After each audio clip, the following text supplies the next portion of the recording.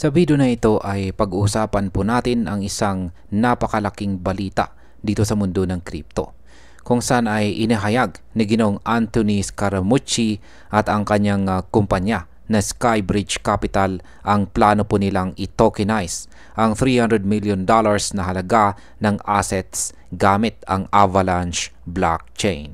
Kaya ang hakbang na ito ay itinuturing na isa sa pinakamalaking paglipat or pag-transfer ng traditional na finance papunta sa blockchain. Kaya yan po ang siyang ating pag-uusapan sa video na ito. Pero bago po tayo magpatuloy ay pakibasa na lamang po muna ang disclaimer dito po sa ibaba ng ating screen. At simulan po natin sa unang katanungan kung bakit napakahalaga ng tokenization ng $300 million assets. Ang tokenization ay proseso po ito kung saan ang mga traditional na assets tulad po ng real estate, bonds o venture capital ay ginagawa sa anyong digital tokens sa blockchain. Sa kaso po ng Skybridge Capital ay ilalagay nila sa Avalanche ang dalawang klase ng pondo.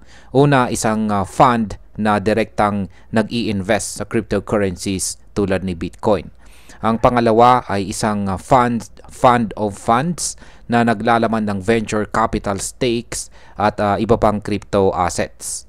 Ang halaga po nito ay katumbas ng 10% ng kabuuang $2 billion assets under management ng Skybridge.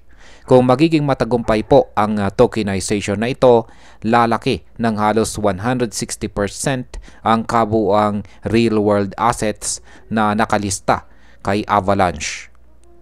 Ang impact po nito ay posibleng magdulot ng mas mataas na demand para kay AVAX, pero maaari ring makakita ng short-term volatility depende po sa reaksyon ng market.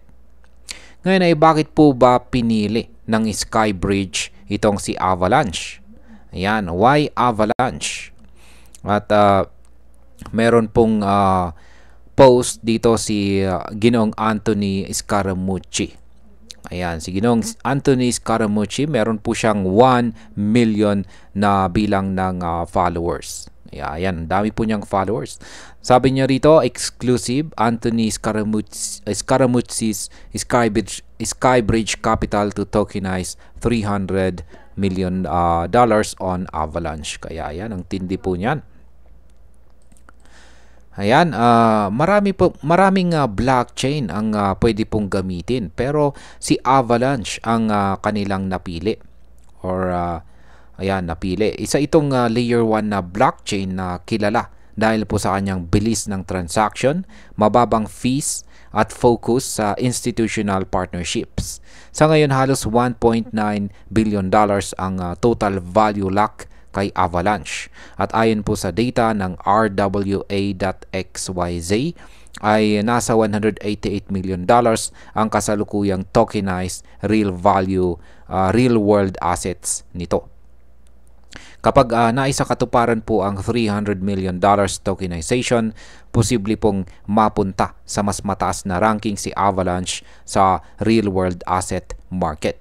Ang epekto po nito ay maaaring tumaas ang kumpiyansa ng mga investors kay AVAX at lumakas ang kanyang presensya laban sa mga kanyang katunggali tulad ni Ethereum. Ngayon ay sino po si Scaramucci at bakit po siya naniniwala sa tokenization? Ayan po siya. Nakikita po natin si Ginoong Anthony Scaramucci. Si Ginoong Anthony Scaramucci ay dating fund manager sa Goldman Sachs at matagal ng vocal supporter ni Bitcoin. Noong October 2023, nasa ilalim pa ng $30,000 ang presyo ni Bitcoin. Sinabi niyang posibleng umabot si Bitcoin ng hanggang $700,000 sa hinaharap. Ang pananaw na ito ay nagpapakita ng kanyang malakas na paniniwala sa transformative power ng crypto. Ngayon, para kay Ginoong Scaramucci, tokenization ang susunod na malaking yugto ng industriya. Sa kanyang pahayag sa Wyoming Blockchain Symposium, sinabi niya na kapag may mas magandang teknolohiya or technology kalaunan ay tinatanggap ito ng lipunan kahit na may resistance sa simula. Ang ganitong paniniwala ay nagpapakita na handa siyang ilagay ang reputasyon ng kanyang kumpanya sa likod ng bagong trend na ito. Kung magtagumpay ito, maaring magsunod-sunod ang iba pang institution na pumasok din sa ecosystem ni Avalanche. Ngayon ay ano naman ang papel ng Tokeny sa project na ito? Ayan, ang Tokeny. Kasama ng Skybridge ang tinatawag pong Tokeny. Yan, isang kumpanya mula po sa Luxembourg na eksperto po sa digital securities. Sila ang tutulong para gawing mas maayos po ang proseso ng tokenization ng mga assets papunta sa Avalanche blockchain. Ang pagkakaroon po ng partner na may solid track record ay nagbibigay po ng mas mataas na tsansa ng tagumpay para sa project na ito. Para sa market, ibig sabihin nito ay mas malaki ang posibilidad na makakuha ng institutional trust ang Avalanche. At kung mangyayari ito, maaari ring tumaas ang market value ni Avax, lalo na kapag dumami ang mga kumpanya na gustong i-digitize ang kanilang traditional na assets. Ngayon ay kumusta naman ang presyo ni Avax sa kabila ng magandang balitang ito? Ayan, kahit may positibong development, ay bumagsak ng higit 5% ang presyo ni Avax sa nakaraang araw at naglalaro po ito sa mga presyong $22.50. Ipinapakita nito na minsan ay hindi po agad nagre-reflect sa presyo ang mga balita.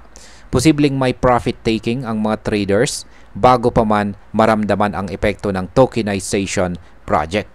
Kung magpatuloy ang momentum ng Skybridge Initiative, may posibilidad na umangat muli ang presyo ni Avax sa mid to long term.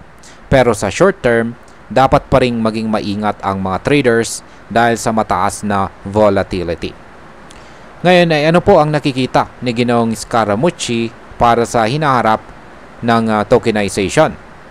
Ayan, para po kay Ginoong Scaramucci, ang taong 2026 at 2027 ay magiging age of real-world tokenization.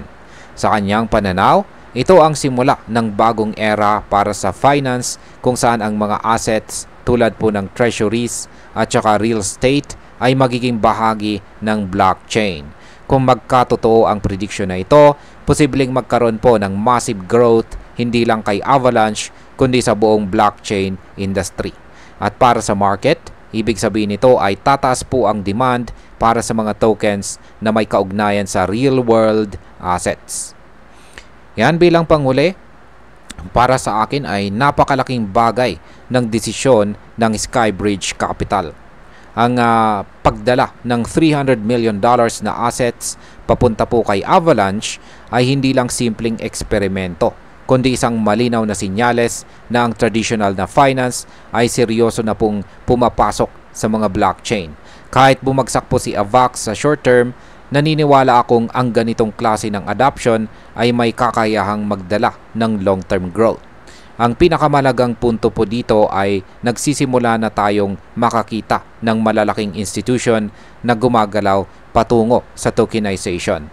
At kapag sumunod pa ang iba, posibleng ang market landscape ng crypto ay tuluyang magbago sa susunod na 2 taon. At ayan, hanggang dito na lamang po tayo sa video na ito mga ka-crypto. Marami pong salamat sa panonood. Ingat po tayo lagi at God bless po sa ating lahat.